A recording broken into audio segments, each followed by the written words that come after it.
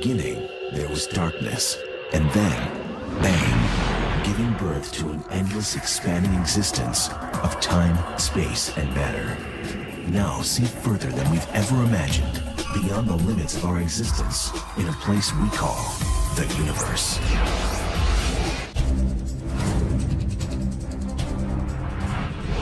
It's perhaps the holy grail of planetary science. Are we alone in the universe? It's one of the grandest questions we could answer. We don't really have a definition of life, but I think I'll know it when I discover it. Life can take many twists and turns, and I think the really cool thing about it is the variety that we're going to be able to find elsewhere. Are we a lonely planet? Or does life exist beyond Earth? Members of the groundbreaking field of astrobiology have joined forces to solve this enduring mystery.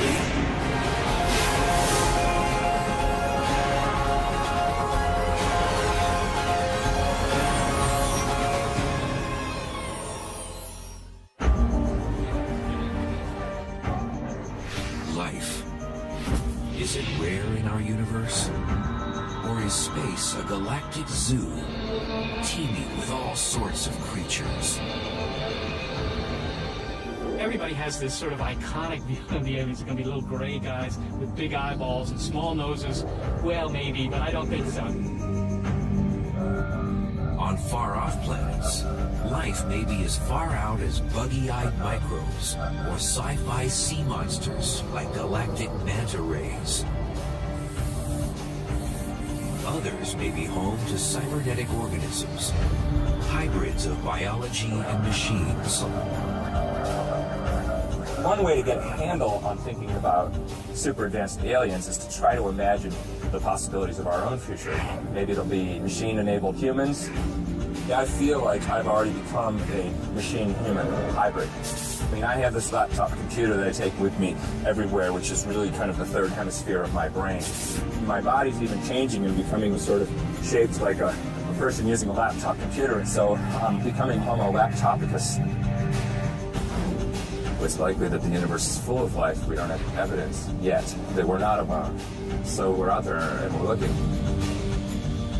When it comes to hunting for alien life, planetary scientist and musician David Grinspoon walks to a different beat.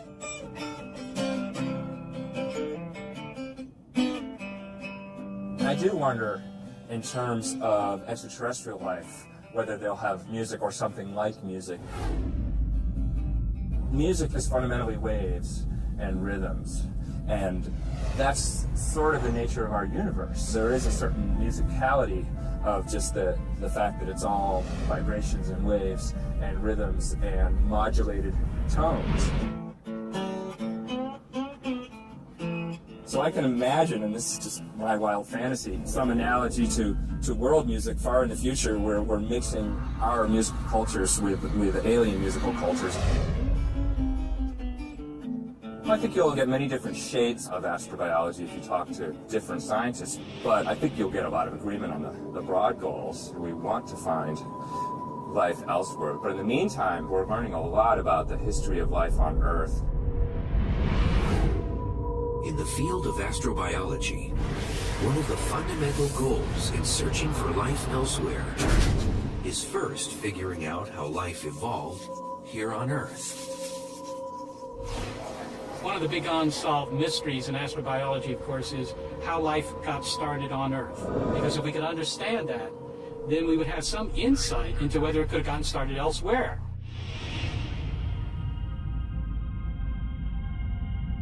Earth orbits in what's called the habitable zone. It's a region of space where conditions are favorable for life forms that we know can be found on our planet. We are at just the right distance from the sun, so our oceans don't evaporate. Our temperatures are not too hot or too cold. And we have oxygen in our atmosphere, so we can breathe. Earth's been a cosmic paradise for all types of life, from small single-celled organisms such as bacteria to large multicellular mammals, including man.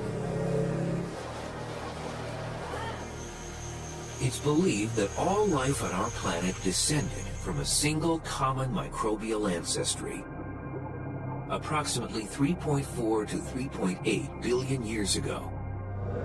But how that microbe came into being remains puzzling. One way to search for answers is to look for ancient rocks, where microbes leave trace evidence of their existence. Geology is a crucial tool for understanding the origins and evolution of life on Earth, because the historical record of life on Earth is almost entirely recorded in the rocks that we walk on. Geologist Abigail Allwood's journey to discover the origins of life took her no farther than her own backyard. The Pilbara region of West Australia contains some of the oldest rocks on our planet. They're almost 3.5 billion years old. The Pilbara contains rocks from the early Archean era that have survived on the Earth today. They contain several rock units that contain possible evidence for life. Planet Earth has been around for over 4.6 billion years. But most of its original surface has been obliterated by plate tectonics and erosion. The extremely thick crust in the Pilbara has helped it resist destructive geologic processes. The Pilbara hasn't been strongly affected by plate tectonics, and the original features in the sedimentary rocks are more or less ready for us to interpret. There are also sedimentary rocks of similar age, almost 3.5 billion years old, in South Africa. So far, the Pilbara seems to have yielded a richer fossil record.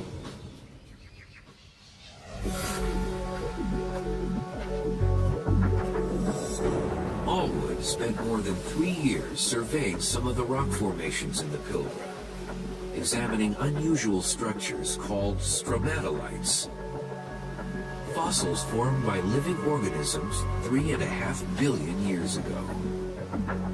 We realised that what we were looking at was the remnants of an ancient reef, a microbial reef. It's not a reef made of coral like we're familiar with today, but a reef made of stromatolites, structures formed by microorganisms.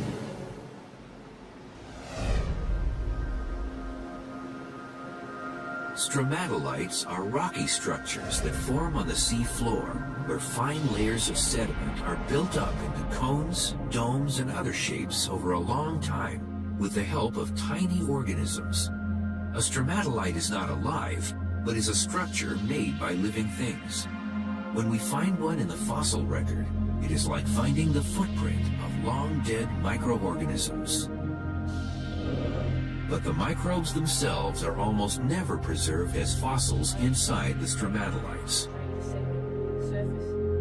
And without that, it is extremely difficult to be sure an ancient stromatolite is proof of life.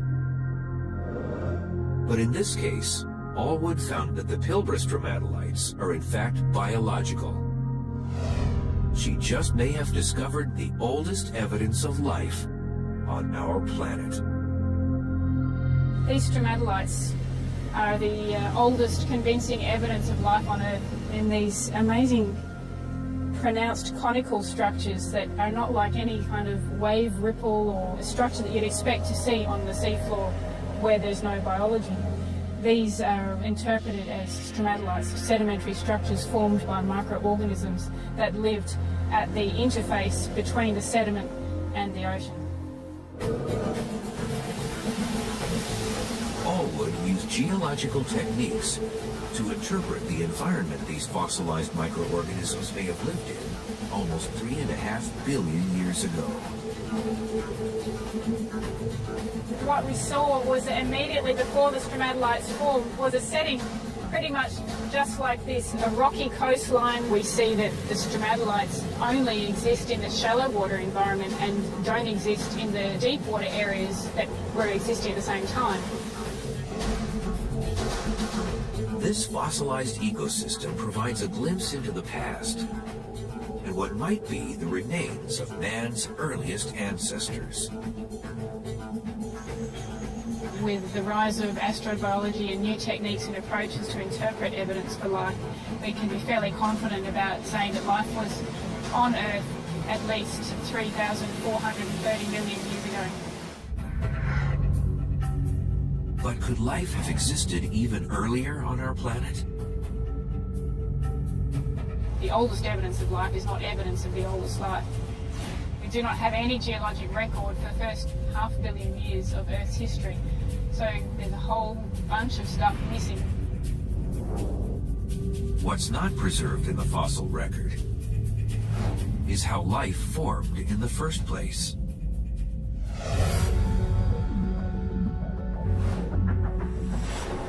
We humans are the descendants of stardust. 4.6 billion years ago, stellar debris created vast clouds of gas within our solar system. These gaseous clouds formed dust particles, which stuck together. They eventually formed large boulders made of rock and ice called asteroids and comets. For millions of years, these bodies collided and coalesced to form planets, including Earth. During this heavy bombardment, Earth was a hot, toxic water world. But in the midst of this volatile period, life may have taken hold below the ocean's surface, in hydrothermal vents, which are formed near volcanoes. There, atmospheric chemicals and energy may have formed a cocktail of amino acids, the essential elements of life. One of the popular hypotheses is that life arose around a hydrothermal vent because of the particular conditions there, that it would have been a deeper water environment which offers protection from impacts. Shallow water environments would have been very hostile during the period of heavy bombardment. But the key question for astrobiology is, where did the spark occur that took non-living matter and turns it into living matter? Chris McKay is a giant in the field of astrobiology. The NASA scientist has spent over 25 years trying to decode the origin of life on Earth and find it elsewhere. There's a whole set of theories that suggest that everything needed for life started and was created here on Earth. So the organic material that led to the first life could have been produced in lightning discharges on Earth. An alternative theory is that the organics that led to life weren't created on Earth, but came into Earth. Comets, for example, could be a source of organics, meteorites from Mars, or asteroid infall could have been a source for organics. So now the raw materials are imported, but life is still homegrown. Yet another theory suggests that not only did the organics for life come in, but life itself might have come in from outer space. We don't really know how to choose between those three alternatives. All life on Earth is made up of essential building blocks, including carbon, hydrogen, oxygen, and nitrogen, as well as 24 other ingredients. But the fundamental properties appear to be water and carbon. The carbon in water model of biology is the one that we're familiar with, and it seems to be the best way for biology to operate. Scientists think the best chance for finding extraterrestrial life is to search for traces of carbon and water on planets in our own solar system. Mercury and Venus are too close to our Sun to sustain liquid water or an Earth-like atmosphere. But what about Mars, the fourth planet from the Sun? Studying the oldest evidence for life on Earth is relevant to the search for life on Mars. We have strong evidence that sometime in the past, Mars may have been more hospitable, wetter and warmer, had an atmosphere. Today, Mars looks like a dusty red desert. Its atmosphere is so thin that liquid water would freeze and evaporate at the same time on its surface. But Mars's topography reveals polar ice caps, gullies, and volcanoes, including Olympus Mons, the largest in the solar system. So could liquid water still exist beneath the surface, where temperatures are warmer?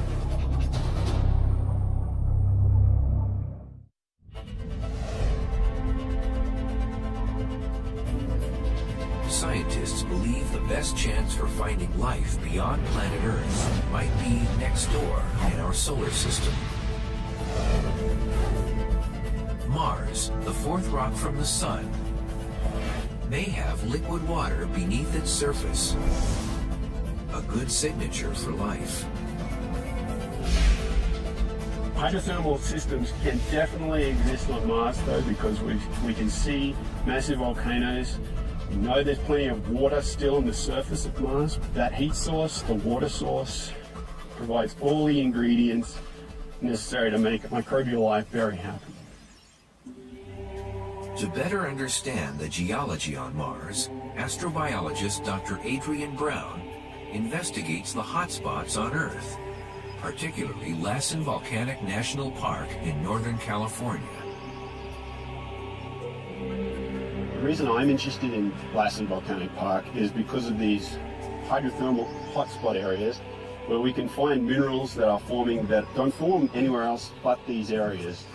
These sulfate-rich minerals that we see in the sides of the hills here are areas that we think that are analogous to Mars, and the fact that they're still active today means that we can get an idea of how friendly they are for life. Hydrothermal hot springs are formed near volcanoes. Deep underground, the searing heat of volcanic magma chambers propels hot water and dissolved minerals into cracks and fissures in the subsurface, which then erupts onto the surface of the Earth. The spring surrounds itself with a treasure trove of energy-laden minerals suitable for a microbial feast. A hydrothermal spring, just like the one behind me here, would be exactly the place that we want to land on Mars. This sort of area would be just perfect for life to exist, perhaps even for life to form, the origins of life. This area where water has been forced up through conduits and carried along minerals, energy sources to the surface, and then spread them out around the deposit for microbes to feed on as an energy source. Brown thinks if Mars is still volcanically active, similar hydrothermal areas will exist. They might be places where life may have originated or still exists just below the surface. Mars is the red planet that we see from orbit, but just underneath a thin layer of dust, we see a whole rich array of sulfate-rich minerals that many scientists believe may have been formed hydrothermally.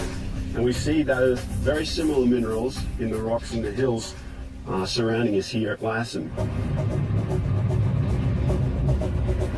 In 2006, NASA's Mars Reconnaissance Orbiter probe arrived at the red planet. It's equipped with the Compact Reconnaissance Imaging Spectrometer for Mars, better known as CRISM, which plans to revolutionize our view of the planet. Using visible and infrared light, the instrument has been scanning for evidence of ancient liquid water in Valles Marineris, a massive canyon system ripped into the surface by the volcano Olympus Mons. The area may hold hydrothermal deposits. Mars is unlikely to be active at the moment, but in its active phase, it may have been that hydrothermal waters were driven by the massive volcanoes that we see on Mars today, and Mars may have been able to form active hydrothermal systems such as this and to build up a rich layer of sulfate minerals on the surface of Mars. Early Mars was much more habitable than the current day Mars. The planet cooled off. It's now too cold and too dry to support life. So if there was early life on Mars, It's probably not on the surface anymore, and it could potentially have migrated into the subsurface, into habitable environments below the ground. Research scientist Jennifer Heldman is also on a quest to find life on Mars. By understanding how microscopic organisms survive in extreme environments on Earth. But instead of investigating the hotspots on our planet, she scours for life in cold places. Right now, specifically at Lassen Volcanic Park, we are looking at snowpack deposits. And we're especially interested in these snowpacks because they have snow algae living in them. So in the late spring, summer months, you'll see the snowpacks colored bright red, streaks and ribbons of red running through the snowpack. And that's the algae, so there's actually life living in these snowpacks. And so we're studying the physical conditions that the snow algae like to live in and applying that to snowpacks on Mars to see if the same conditions within snowpacks on Mars might exist. NASA's Mars Global Surveyor has recently discovered Martian gullies that could be the ancient remains of snowpacks. We're looking at these to study this phenomenon. Can those snowpacks actually melt, generate liquid water, and also potentially provide habitable environments for life? To better understand snowpacks on Mars, Heldman conducts experiments in Lassen Volcanic Park. So this is our setup for measuring temperature and light profiles through the snowpack. And what we're doing is using this instrumentation to understand the physical conditions within a snowpack that are able to support snow algae. This winter, this will get completely covered in snow and buried. And so we have sensors mounted on a pole here. So we have some moisture sensors here and here. And then these little ones are just temperature sensors. And then at the very top of the pole, we have a light sensor, which measures incoming solar radiation. And then down here, covered in the bucket, we have a tipping rain gauge. And this will measure the amount of liquid water that flows down through this bucket. The snow algae that we're seeing here thrives in these very low condition environments. It's very happy being at 0 degrees C. It's very happy in low light conditions. It's very happy in the nutrient poor conditions of a snowpack.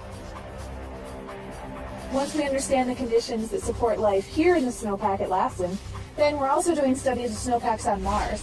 And if we find the same conditions on Mars, you have to ask yourself the question, well, if these snowpacks on Earth are habitable, could those snowpacks on Mars also be habitable? In addition to Martian gullies, two massive polar regions may also be places where life still exists on Mars. On August 4th, 2007, NASA launched the Phoenix Mars Lander spacecraft. When it finally arrives on the red planet in early June, it will probe its icy poles. Aboard the craft, robotic arms and dig trenches will plow through the layers of water ice to see if there are organic compounds, the building blocks of life. We might go to the polar regions of Mars, drill down into the ancient ice, bring up organisms that are dead. They've been shelled by radiation, but we might be able to, by studying their biochemistry, patch them back up and resurrect them. But even if Mars holds liquid water, could it have ever sustained larger animal life?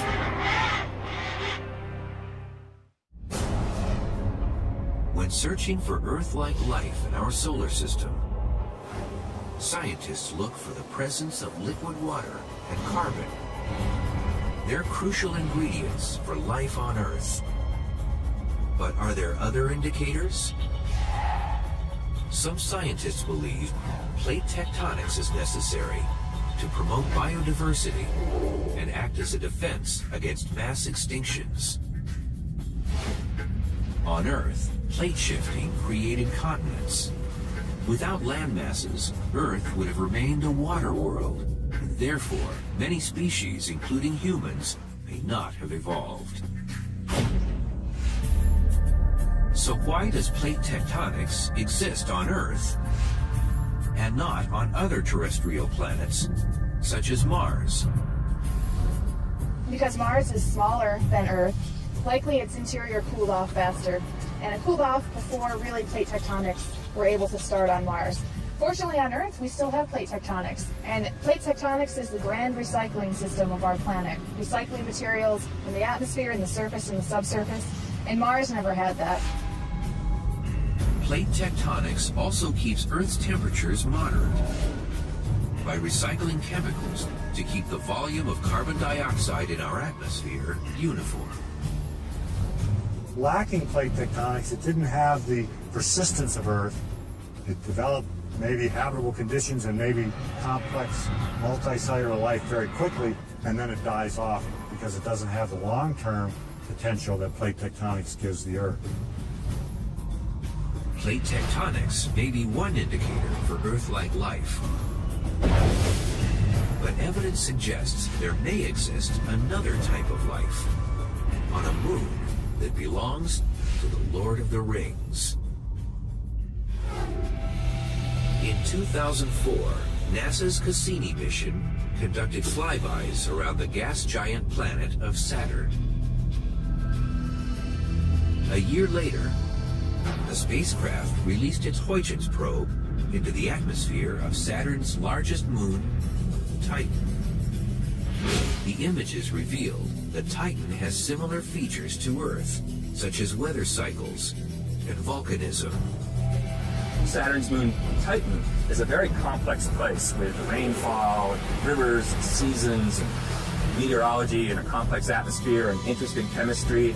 Again, it's not going to be our kind of life, but there are flows of energy and organic compounds, and some other kind of life could flourish.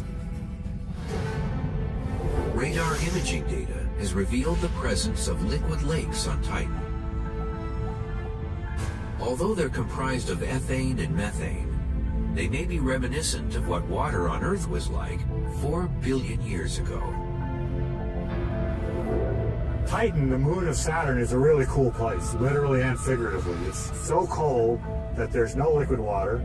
The ice there would be as hard as rocks, water ice, but there is a liquid methane, liquid ethane. So maybe there's life. Maybe life doesn't need liquid water. Maybe life can survive on another liquid methane. Titan's temperature is a chilly -289 degrees Fahrenheit, but it has a nitrogen-rich atmosphere which produces hydrocarbons that can stay liquid at cooler temperatures. So it's possible that Titan may be hospitable to a new type of so-called extremophile, an organism that thrives in extreme environments. In the case of Titan, they may be psychrophiles, bacteria that thrives in frigid temperatures and uses methane to produce energy. Chris McKay has observed psychrophiles under ice-covered lakes in Antarctica. Some organisms live at the bottom of these waters, where their biological activities have created a zone devoid of oxygen and rich in organic molecules like methane.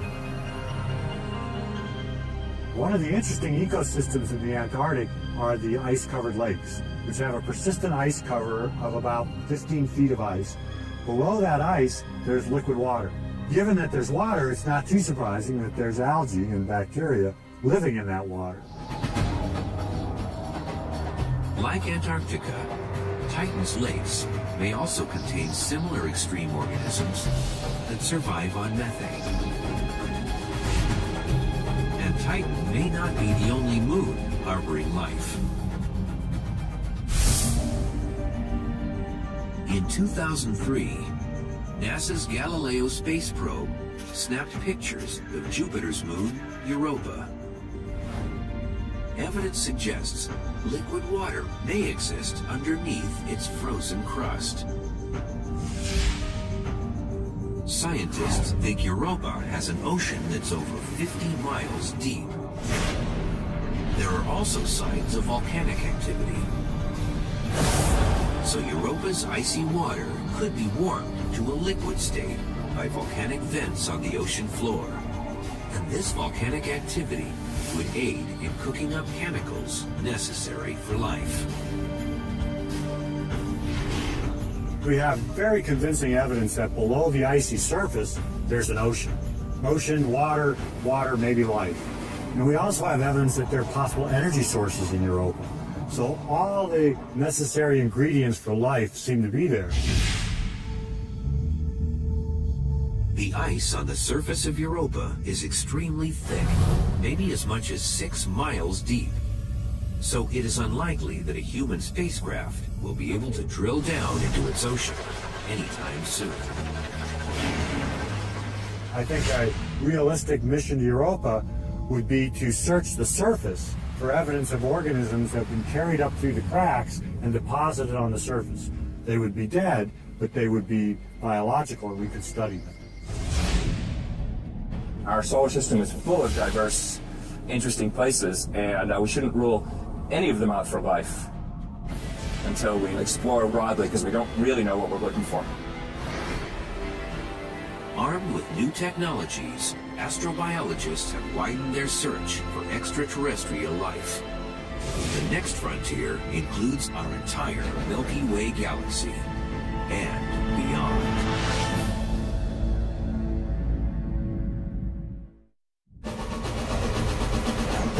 Astrobiology is pushing back the boundaries of modern science. Researchers now have the technological instruments to locate exoplanets. These are planets that exist outside our solar system. Exoplanets need to pass several tests in order to be considered suitable for Earth-like life. Most importantly, they need to be within a habitable zone of a central star like our Sun in order to support liquid water. Our star is just right. It's not too hot and it's not too cold. And so we're just right in this perfect area where life was able to evolve. In 2008, NASA plans to launch a space telescope called Kepler to search for terrestrial Earth-sized planets. The spacecraft's instruments will be able to detect exoplanets by measuring changes in a star's light curve as a planet passes between the star and the spacecraft. Jeff Marcy is one of the world's leading planet hunters. We would estimate that there are some 50 billion, maybe 60 billion Earth-like planets within just our Milky Way galaxy alone. And remember, our Milky Way galaxy is just one of hundreds of billions of galaxies out there, more or less like our Milky Way. So the number of Earth-like planets in our universe is a nearly uncountable number. But locating exoplanets is only half the battle for an astrobiologist. In the next 20 years, NASA will launch the Terrestrial Planet Finder. This collection of highly sensitive space telescopes will actually recognize if a planet has the right atmospheric gases, such as water vapor, carbon dioxide, methane, and ozone, all necessary to sustain Earth-like life. With that picture, we can then take the light from that planet, spread it out into all of its colors or wavelengths, blue, green, yellow, red, even into the infrared, and analyze that light for the chemical composition, maybe even the biological composition of that planet. What we might find are signs of life in a variety of forms. For example, oxygen. When it comes to producing larger Earth-like life, a planet or moon needs oxygen. 3.4 billion years ago, the only life on our planet were single-celled microbial organisms. But as this primitive life absorbed energy from the sun, it formed a green pigment called chlorophyll. This produced photosynthesis, a chemical process which converts carbon dioxide and water into energy with oxygen as a waste product. Single-celled organisms evolved into cyanobacteria, one of the Earth's earliest structures. Cyanobacteria injected vast amounts of oxygen into the oceans and air. New life emerged, which diversified and developed into large multicellular species, and eventually, man. Our Earth would not have oxygen in the atmosphere if it were not for plant life. By photosynthesis, generating the oxygen that otherwise would oxidize rocks and vanish. So, oxygen is a biomarker for the Earth. If we could examine another Earth-like planet and detect oxygen in its atmosphere, it would be one key sign, not yet definitive, but one element of the argument that that planet too has photosynthetic life. At NASA's Ames Research Center, astrochemist Lee Bebout and her colleagues are cultivating oxygen-bearing ecosystems in a greenhouse. They're microbial mats, complex microbe communities often found on muddy and sandy sediment surfaces, in hyper-salty waters and carbonate beaches. These microbial mats are the oldest known living ecosystems on Earth. Bebout wants to know if these microbes could exist on other planets, producing oxygen, thereby enabling life to evolve. We know that with the advent of oxygen production through photosynthesis, these microbial ecosystems, in particular the cyanobacteria, began to change our atmosphere. We're very curious how that happened, how that transitioned, how these microbes adapted and spread to diversify and fill so many niches on our planet. This is important in helping us decide what to look for on other places, say Mars or other extraterrestrial places. If life exists far off in our galaxy, or in distant galaxies, will it truly be Earth-like? On our planet, all life contains DNA, a long chain of molecules that holds the blueprint for every living thing. It allows life to duplicate and branch out, essentially creating the tree of life. But are there alternatives? Maybe life on another world is still carbon and water-based, but doesn't use DNA at all. Maybe it uses a completely different type of molecule to store information. That would be very exciting. And could there be life that doesn't require DNA, carbon, or water? Well, it may be that ours is kind of a crappy planet compared to what's out there, that there may be other planets that are much more optimized for advanced life. Many of my colleagues, which are doing astrobiological research, they're looking for life that unkindly I might typify as stupid life. And they're looking for microbes mostly. There may be something a little bit bigger. Some astrobiologists want a close encounter with something more than just a microbe. They're looking for intelligent life that's perhaps even smarter than us.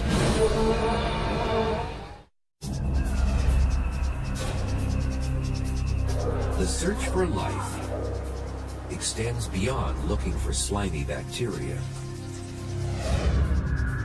In astrobiology, a crack team of scientists wants to make contact with something much grander. SETI, of course, is looking for intelligent life in space, but it doesn't just stop there. They have to be not only intelligent, but they have to be technologically competent. The Search for Extraterrestrial Intelligence Institute, better known as SETI, uses radio technology to listen for radio leaks from alien civilizations. It's based on the premise that humans need to communicate, so perhaps alien nations also want to get their message out. Well, what we try and do is simply try and eavesdrop on signals, either radio waves that we could pick up with our antennas, or flashing laser lights. They might be using big lasers to aim pulses of light in our direction. I am not man, I am microbe. I'm also Seth Shostak for the SETI Institute, whose mission is to understand the nature and origin of life in the universe. And I'm Molly Bentley. Welcome to Are We Alone? We'll remind you that there's more to life than just what you find at your local zoo.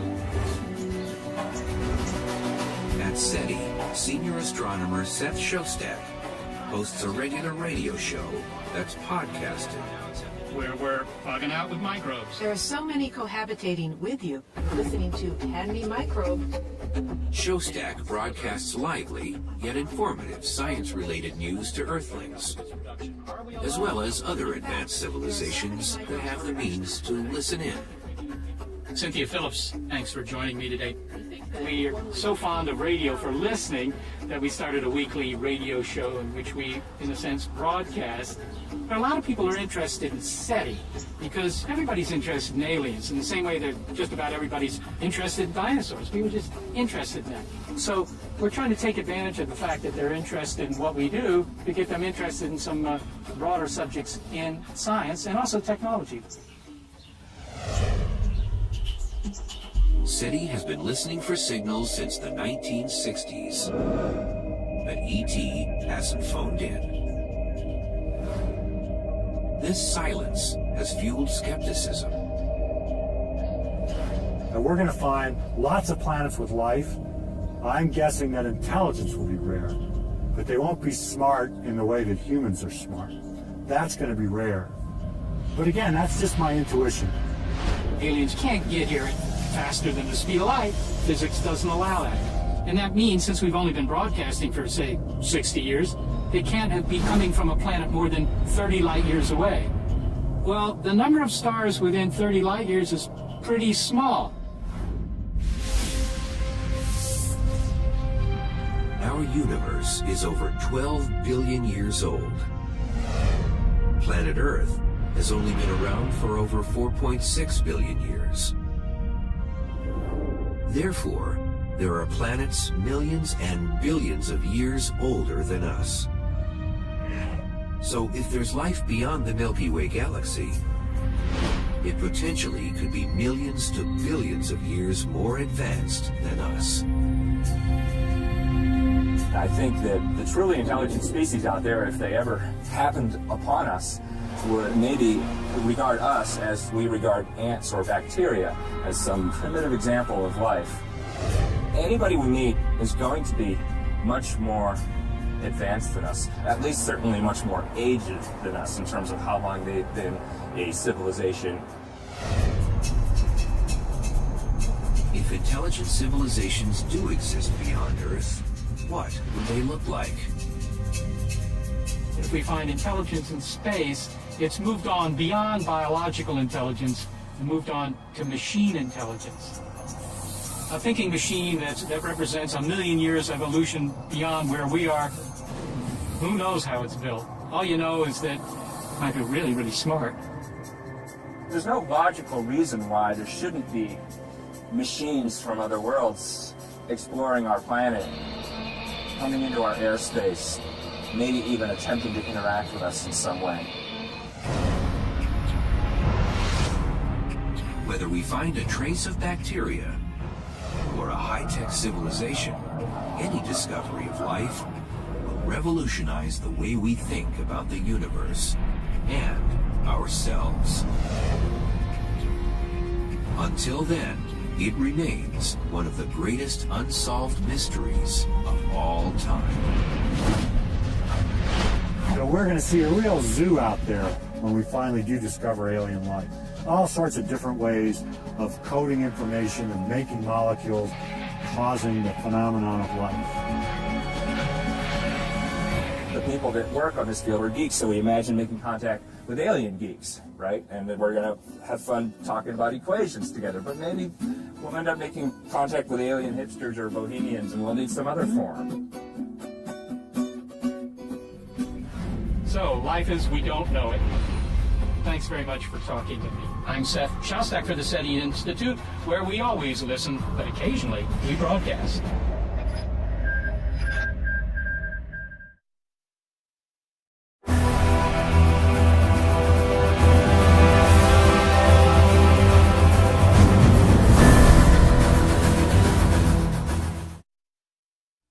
In the beginning, there was darkness, and then, bang, giving birth to an endless expanding existence of time, space, and matter. Now see further than we've ever imagined, beyond the limits of our existence, in a place we call the universe.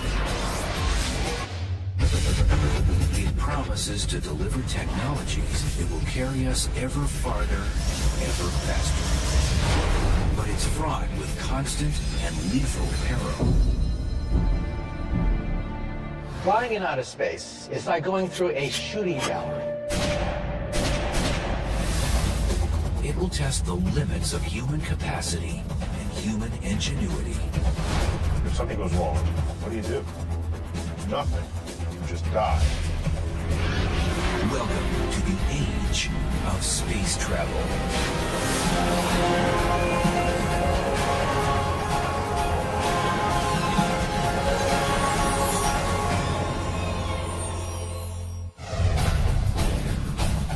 In ways scarcely even imagined, the steady hand of progress is poised to deliver humanity to the heavens. For ages, the mysterious splendor of the universe has enticed us from its remote heights. At last, its mysterious temptations are within reach, and man's destiny can be fulfilled. I don't know if it's written in our genes, but anytime you see something at a distance and piques your curiosity, the first thing you want to do is get a closer look.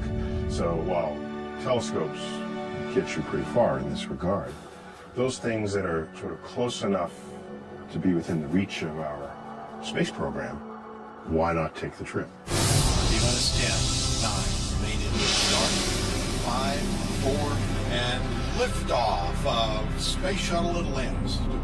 Prying free from our home planet's grip ranks among the greatest of human achievements. But no one since 1972 has ventured beyond the Earth's orbit. Our space program has been stuck for 30 years. We simply just go around the planet Earth. It's just like Columbus exploring the New World for the first time and then spending the rest of his life simply puttering around the Spanish coastline. What's the problem? There's a dirty little 4-letter word, and that is cost. It costs about $10,000 to put a pound of anything into orbit. Imagine John Glenn made out of solid gold. That's what it costs to put John Glenn or you into orbit. It would cost about $20 million for you to take a weekend trip up to the space station. It would cost about $500 million for you to go to the moon. And for you to go to Mars, it would probably cost tens of billions of dollars. One way to reduce the cost of reaching space would be to find a more efficient way to overcome Earth's gravity. Remember the story of Jack and the Beanstalk? Jack was a little boy who climbed the beanstalk into heaven. Well, imagine a space elevator such that you hit the up button, and the elevator takes you into the heavens just like Jack and the Beanstalk. Instead of building from the ground up, the space elevator would be built from the top down. A satellite in geosynchronous orbit would drop a 60,000-mile cable back to Earth, where it would be anchored to the surface. Now we are within striking distance of being able to create fibers that can withstand the tension of traveling at enormous velocities in outer space as the space elevator rotates with the planet Earth. So it never falls because it rotates at the same rate as the planet Earth.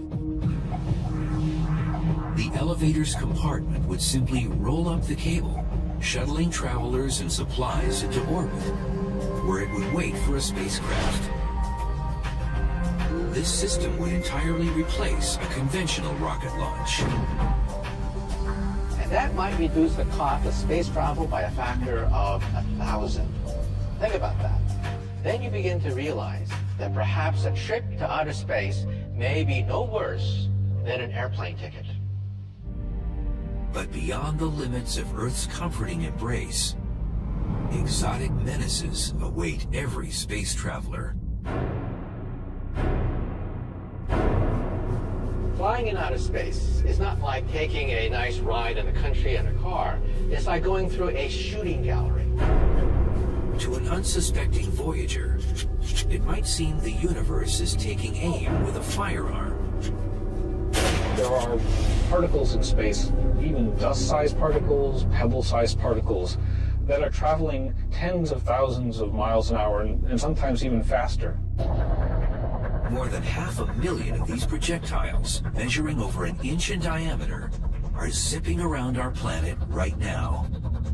They include pieces of glass broken off of solar cells, paint chips from spacecraft, and debris from rocket booster engines. And in deeper space, there's more danger from pebble-sized meteors called micrometeoroids. A small piece of dust can crack glass, it can penetrate metal, it can pulverize plastic. And that does happen in space all the time. But perhaps an even more deadly danger, not at all solid, lies in wait: radiation. The devastating effects of this invisible energy have been witnessed on Earth in the aftermath of the atomic bombs of World War II and the nuclear fallout of Chernobyl. Distressingly, our own life-giving sun spews out streams of poisonous radiation. So realize that we've been protected in this cradle.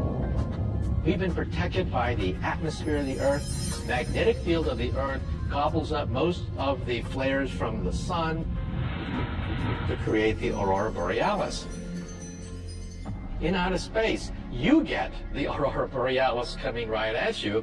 There's no ozone layer, there's no magnetic field to protect you. It's just you and the harshness of outer space.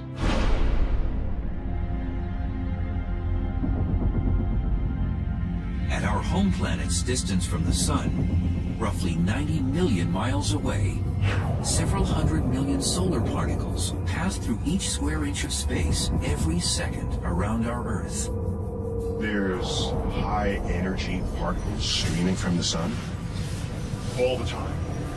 But every now and then there's an extra dose of these particles. The sun burps up high energy radiation. That's bad too. That level of radiation is never good for one's DNA.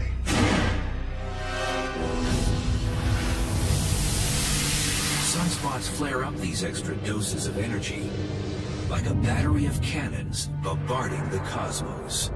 There's no way to know that they're going to be here before they arrive. Unfortunately, there's still a risk of radiation even as we get farther from the sun. That's because another invading energy lurks. Known as galactic cosmic rays, they hail from the distant alien worlds of exploding stars and black holes. Galactic cosmic rays are particles that are traveling at speeds very close to the speed of light. Even a single particle of iron slamming into your body can have the effect of a Major League Baseball at 100 miles an hour. They can be devastating. Although heavy iron particles are rare, outside of the protection of a spacecraft, such as when an astronaut performs a spacewalk, thousands of galactic cosmic rays do penetrate the body every second. Every 24 hours, the galactic cosmic rays and solar particles attack a space traveler with as much radiation as a surface dweller on Earth receives in 6 months.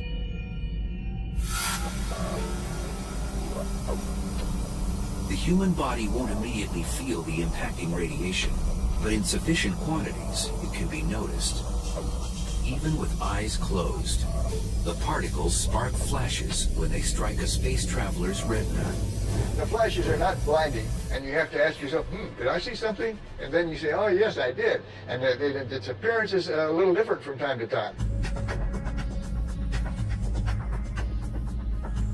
However, the human body does feel the shock of this bizarre weightless existence. I think that the most dangerous thing going into space is the loss of gravity. Weightlessness causes almost every system in your body to start changing. And it doesn't stop changing until you get back onto a world where you're pulled down again by its gravity. One of the first casualties of zero gravity is a space traveler's sense of direction. What's up and what's down? Very good question. And first of all, it's whatever you want it to be. If you want this to be up, that's fine. But if you want this to be up, that's just as good. Most travelers will suffer from motion sickness for the first few hours, or most likely, days. It's just one of those things that you ought to resign yourself to facing, that everyone is very likely to feel a little bit disturbed in terms of orientation. Here on Earth, scuba divers floating underwater experience the nearest sensation of prolonged periods without gravity. It is for this very reason that aspiring NASA astronauts train to live and work in a gravity-free environment by subjecting themselves for up to 6 hours at a time in a large water tank. Now, scuba equipment, you still experience the forces of gravity, but it doesn't feel like it because your whole body is uniformly buoyed by the water that holds you up. And except for the visual cue of air bubbles floating to the surface, swimming underwater can mimic the sensation of disorientation. But as time passes in the weightlessness of space, the human body senses it no longer needs to resist the force of gravity and begins shedding muscle and bone mass. When you're in space, your body thinks you might as well be lying in bed. And so if you're not careful, your body will atrophy. To counter this, each day in space, an astronaut needs to exercise.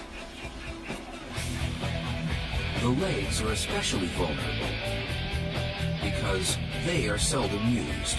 In this world, the arms and hands do most of the work to move the body around. What would be the toughest thing to get used to might very well be just how you live in space, where you can't walk across the room. You have to float everywhere you're going. The lack of gravity also slows down the digestive tract, which can cause problems at mealtime. Your digestive system stops. You can't eat, you can't drink until you can start digesting again. And that can take anywhere from hours to days.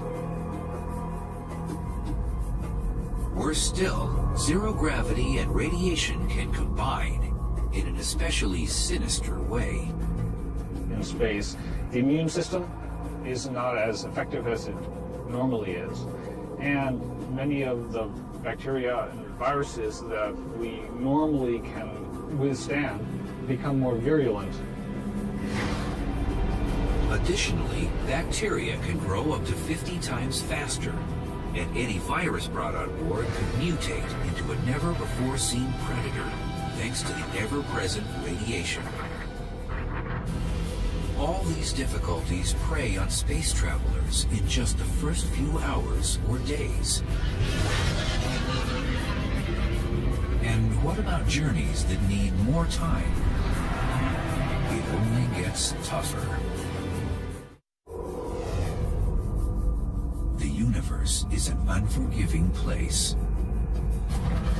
It's open to only the boldest adventurers, those who have the mettle to trek deep into an environment swimming with toxic hazards, and unafraid to stray far from the safe and familiar. We take it for granted that clothing is flexible and machines work in room temperature, because implicitly or explicitly, they're designed for that.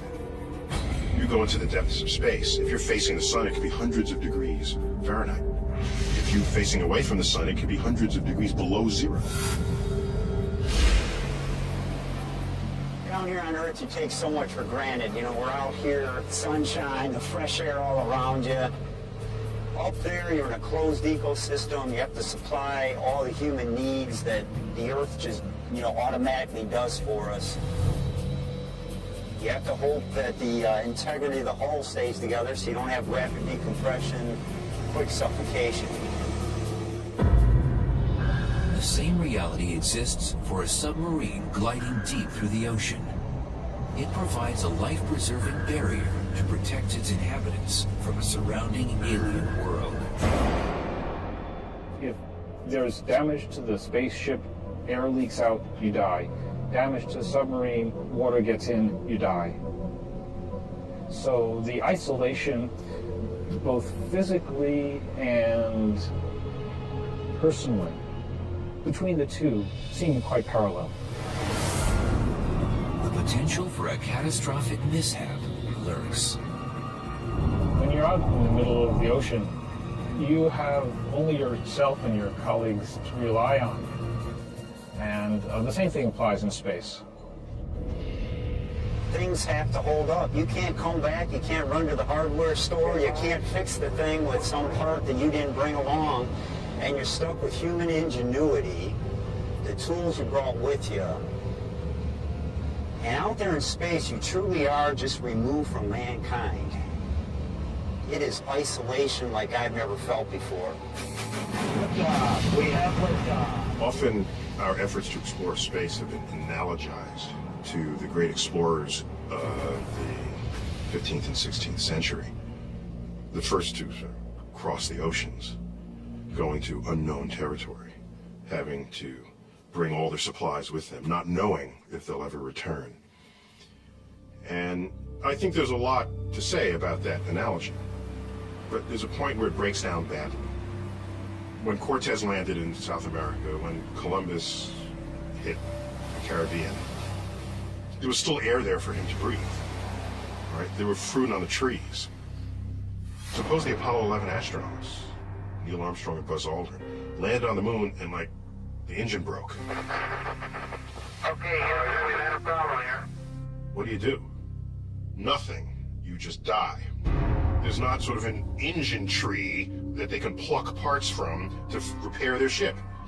So the hazards are vastly greater to human health in space exploration than traveling anywhere on Earth's surface. There won't be any service stations in case you break down, run out of gas, or need something to drink. One of the challenges of space exploration is either carrying along with you all the supplies you need, water, food, oxygen, or finding some way to manufacture that en route or at your destination. We're not there yet. We don't know how to do that yet. And so one hazard is, if something goes wrong and you run out of food and water and shelter, that's bad. You'll die. Every sip, every drop of water is precious. On a space voyage, there will be no such thing as a shower. The only option will likely be a wet cloth. This is quite a change from the 130 gallons of water each American consumes in just one day. The cuisine on board would take some getting used to as well. For a few days, you can take fresh fruits and fresh vegetables, carrots and apples and things like that. For the longer missions, though, you have to have storable foods that can, stay for long periods of time without spoiling and going bad.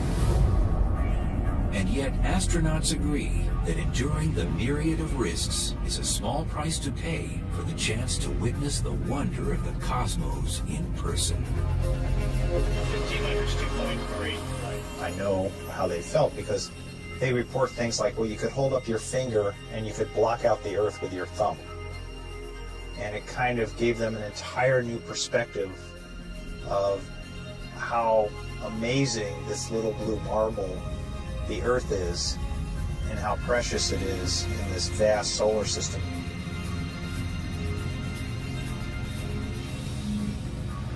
That experience changed me forever, and I think it would change anyone that could possibly have that experience in the future. However, the length of future voyages might limit the range of experiences available to space travelers. distances in our vast universe can defy comprehension. If our sun were the size of a basketball, our Earth would be the size of a pea. If they were placed in Central Park, the nearest star would be another basketball, almost 5,000 miles away, in Hawaii. One of the prerequisites you might have for a space mission is that you're alive when you arrive at your destination. So you'd want your space missions to be small compared with the life expectancy of a human being. And right now, that pretty much limits us to planets and possibly comets and asteroids, if we include those as places we might visit. The brutal, scathing landscapes of the solar system's inner planets, Mercury and Venus, do not make for tempting vacation destinations. Temperatures on Venus can exceed 900 degrees Fahrenheit, and the crushing air pressure is equivalent to being submerged in 3,000 feet of water. That leaves all points further out from the sun for potential exploration. But even trips to our closest attractions will still take several months or even years.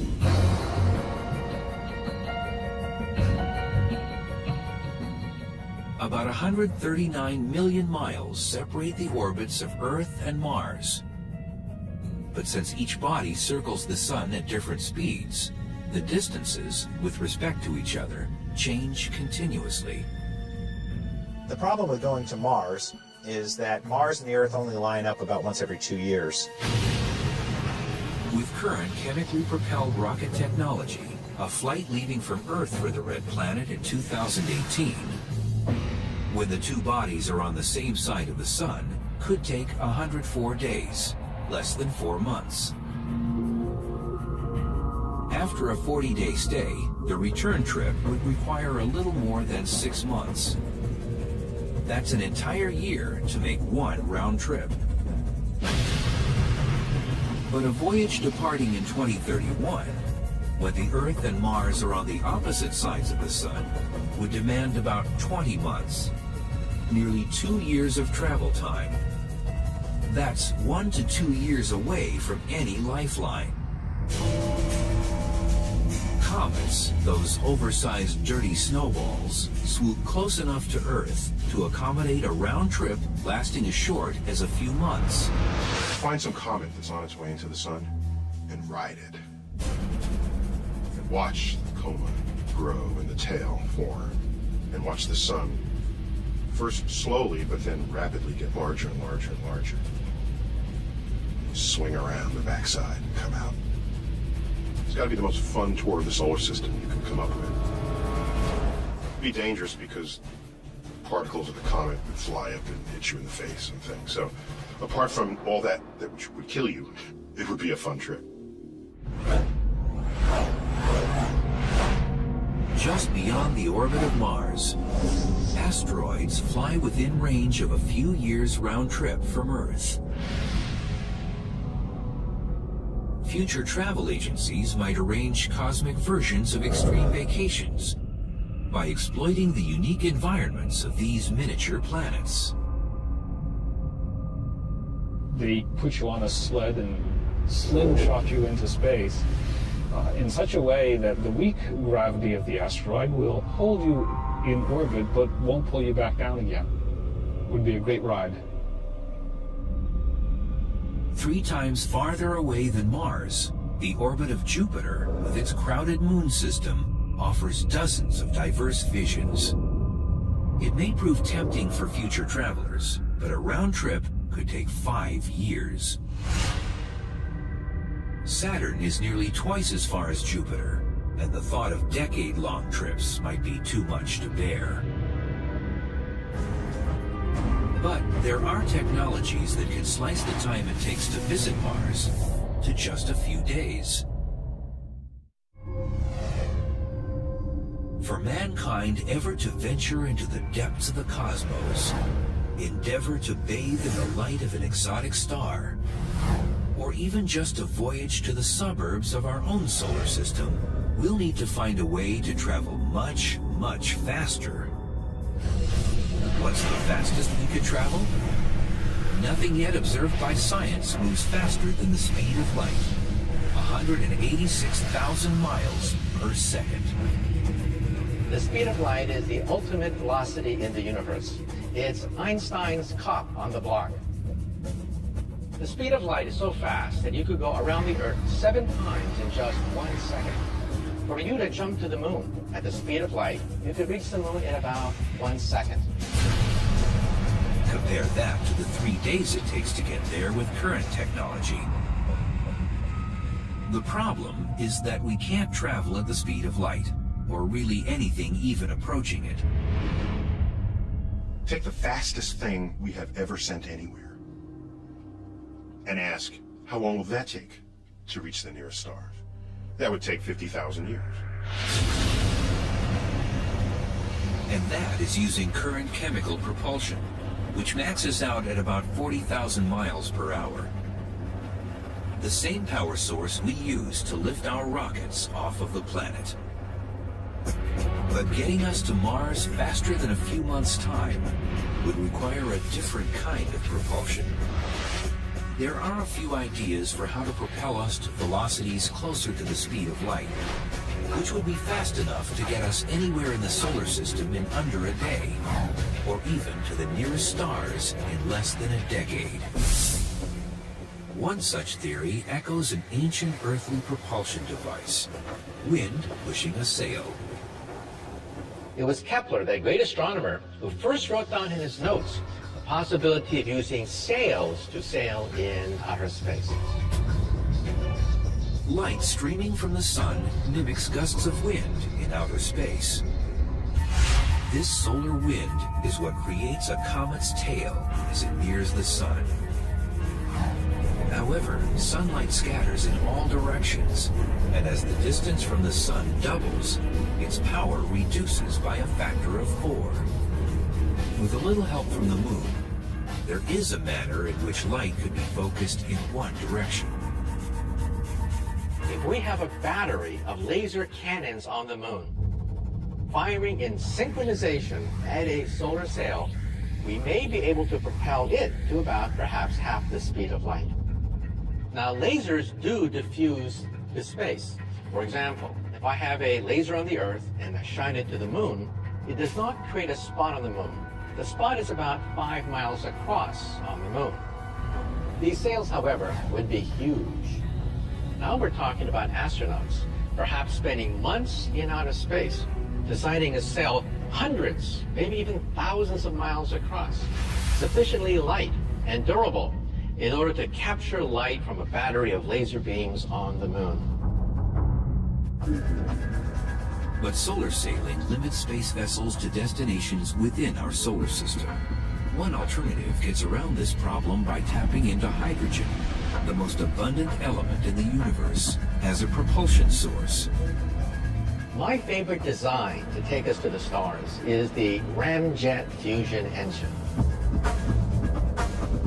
The ramjet engine has a gigantic scoop in the forward direction that gobbles up hydrogen gas as it moves in deep space. It collects the hydrogen gas and then fuses it, just like the sun, and shoots out a huge stream of ions out the other end. And on paper, it looks fantastic. On paper, it looks as if a ramjet fusion engine could go on forever, simply using up the hydrogen that is found naturally in outer space. Unfortunately, scientists have not yet been able to achieve a hydrogen fusion reaction capable of propulsion in tests. But another potential fuel source, one that seems to come right out of science fiction, has already been created in laboratories. It's called antimatter, and it's the opposite of all that we know. For example, think of the world on the other side of the looking glass. Just like in Lewis Carroll's Alice in Wonderland, we physicists have wondered, is there another universe on the other end of the looking glass? A parity-reversed universe where left becomes right, right becomes left. In an anti-universe, charges are reversed.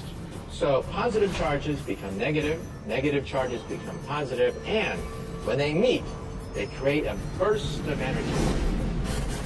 So if this universe on the other side of the looking glass are made out of antimatter, and I were to touch this other universe, I would destroy most of the New York City metropolitan area in a burst of energy. So the conversion of antimatter and matter to energy is 100% efficient. It is the ultimate engine.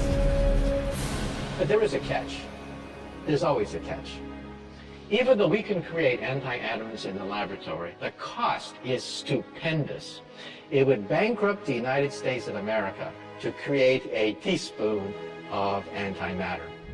However, it would only take a few grams of antimatter to take us to Mars, and perhaps several teaspoons of antimatter to take us to the nearby stars. But for us to ever visit a distant star or another galaxy, we need something stranger than even Alice could ever dream of, peering through her looking glass.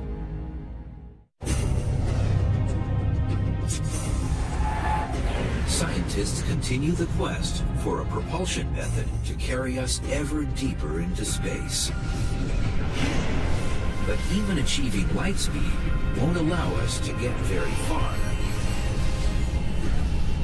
Light's fast, but the universe is huge. So even if we could ride on a beam of light, if we wanted to cross the galaxy, the way they do in all the science fiction programs, it would take 100,000 years to do it. And even at light speed, traveling to the nearest galaxy would take several million years. And if light speed is the ultimate speed limit of the universe, it seems we're doomed to confinement in our galactic neighborhood.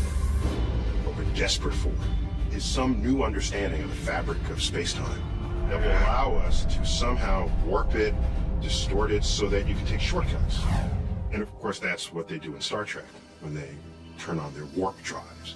They want to get from one side of the galaxy to the other. All they do is invoke the warp drive that warps the fabric of space, and then they take a little shortcut right there. You cheat, basically. Everybody knows Einstein's famous dictum, you cannot go faster than the speed of light. However, there's a footnote to it. You see, Einstein left open the possibility that you could fold the fabric of space and time itself so that you effectively take a shortcut through the universe. Think of a carpet. If you want to go across the carpet, that's the old-fashioned way. You can also get a lasso a table on the other side of the carpet, and then drag the table toward you so that you collapse the space in front of you. In a nutshell, Einstein says the bigger the mass, the bigger the bending of space and time. If you can concentrate enormous amounts of energy at a single point, comparable to that of a black hole or a huge gigantic star, you are literally warping the fabric of space and time. You simply hop across to the nearby stars. So in other words, you did not really go to the stars. The stars came to you because you are compressing the space in front of you. The massive amount of energy or mass needed to create such a warped curvature of space seems beyond comprehension, and perhaps beyond human capability. There may be an alternative. Physicist John Brandenburg is developing a theory in which a starship of the future could achieve faster-than-light travel, not by manipulating a vast area of the universe, but rather by manipulating only the area around the starship. The trick is to have a starship imitate a curious particle that so far only exists in theory. It's called a tachyon. It's a particle with a different twist. Light itself always moves at the same speed. Tachyons, on the other hand, can go infinitely fast. They just can't go slower than the speed of light. They look at the speed of light as a lower speed limit that they cannot violate. If they do exist, tachyons can outrun the speed of light because they have what physicists recognize as imaginary mass. An imaginary value can be visualized in the spin of a struck tennis ball. Its spin can cause it to bend and move in a manner that an observer might not expect to see from its initial point of contact. In the same way, a tachyon is unseen by the universe and can break its speed limits. Brandenburg proposes altering the space-time surrounding a starship with a powerful electromagnetic field so that the ship moves through space like a tachyon. It would operate like a stealth aircraft, invisible to radar, unseen by radar operators. So if one can achieve this control of the space-time around this ship, one can essentially make it an imaginary object. In a technical way, that means it's moving faster than light. You're basically disconnecting yourself from the rest of the cosmos. It could grant the traveler the ability to go anywhere in the universe in the blink of an eye, as if a multitude of doorways suddenly appear. A doorway you step into, and then you step out somewhere down the hall so fast that it didn't seem like you had time to move anyplace. That's an imaginary connection in space-time. And you've changed yourself, not space-time. No one may know how fast or even where such a space vessel could travel. Which door to go into, which door to come out of. That's the trick. But voyaging through the Hall of the Universe isn't possible without first overcoming one of its fundamental forces, the one that shackles us to our home planet. Getting away from the Earth's gravitational field. That's the first thing that we have to do. 10, 9, 8, 7, 6. For an object to break away from Earth's gravitational pull, 2, 1. We have ignition and liftoff. It must achieve a velocity of 17,500 miles per hour. That's fast enough to streak from New York to Los Angeles in about 8 minutes. There's no other way to do it, at least that we have now, other than brute force. While a theoretical space elevator can climb away from Earth's gravitational pull, a rocket must outrun it with the brute force provided by the explosive chemical reaction of burning fuel. Chemical power is what drives today's rocket ignition. Every time you burn something, that's chemical power. Every time a rocket engine ignites, that's chemical power. Every time you start your engine in your car, you're using the chemical energy stored in the gasoline. The fuel alone can burden a spacebound craft with up to 90% of its total weight.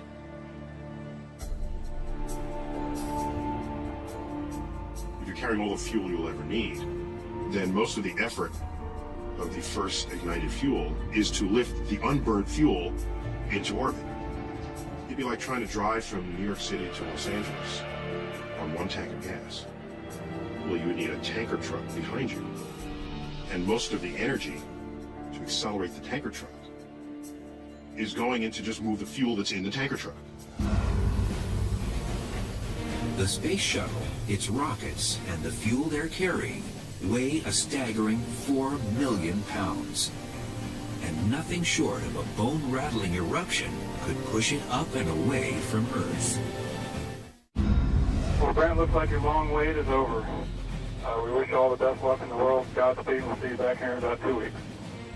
A journey into space today means that space travelers must ride a controlled detonation into the sky. Whatever the vehicle weighs, we have to generate about 1.5 to 2 times that thrust in order to get it off the surface of the Earth. To get the space shuttle up to speed demands 7 million pounds of thrust. To put that into perspective, if you can imagine me holding a 1-pound ball in my hand, if I'm holding it here and I'm holding it steady, I am exerting a pound of thrust on that ball. So if I lower it down, I'm clearly not exerting the 1 pound. If I pick it up, I'm exerting more than a pound. So you have to have a little more thrust than you do the weight, obviously, or you won't go anywhere. How a rocket moves can be illustrated with a blown-up balloon. This works almost like an engine nozzle. Now I can hold it in place, and you can control it. You can let it go. And what we do is we try to eject as much mass through that throat as we can. And as it expands out, the back end, that expansion or that pressure pushing that way pushes the vehicle this way. When today's astronauts climb aboard for their journeys on the space shuttle, they're hitching to giant containers housing that necessary mass. Millions of pounds of highly combustible hydrogen and oxygen wait to be ejected. It only takes a spark.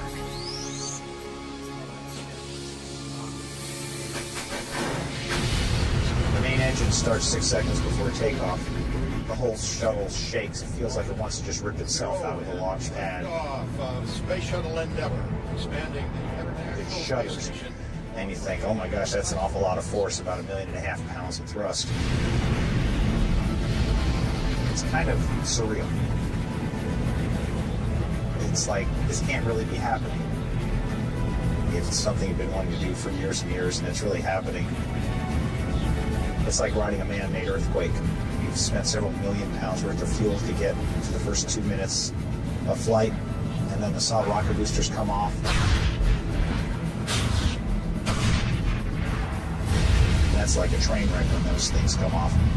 It almost feels like you're just accelerating faster and faster and faster as you burn all the fuel out of the big main tank. So for the next 6 minutes, you're accelerating up to a point where you're finally feeling about 3 Gs, 3 times the force of gravity of acceleration. And so now it almost feels like there's a big gorilla sitting on your chest.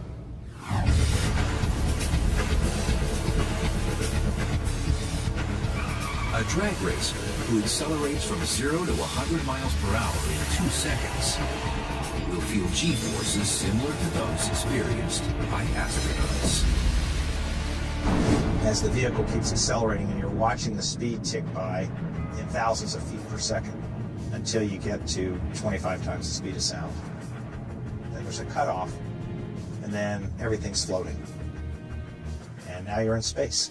So space isn't very far away. It only takes about 8 minutes and 30 seconds to get there.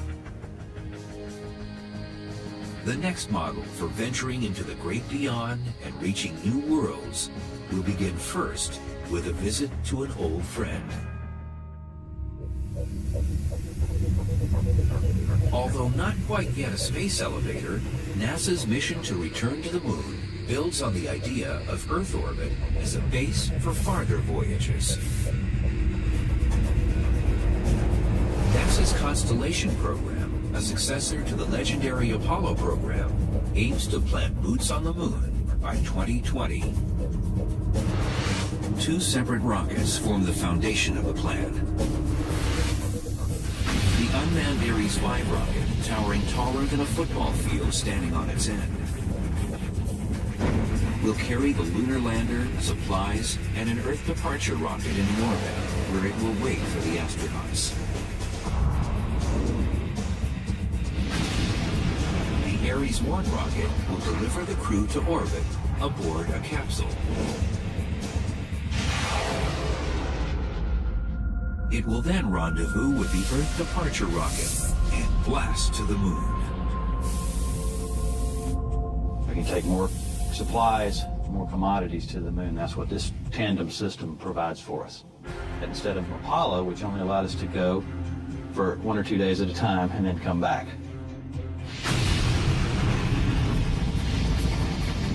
Will we ever find a way to surpass the bold achievements of the Apollo program? Will we ever cross the vast expanse of the cosmos as quickly and effortlessly as we travel to another city or another continent? We must if we are to survive as a people. If we stop exploring, we have learned time and time again throughout history that those societies basically tend to wither up and die. It's a part of what we are. It's a part of what we leave to our children and their children. It's who we are, and it's what we do.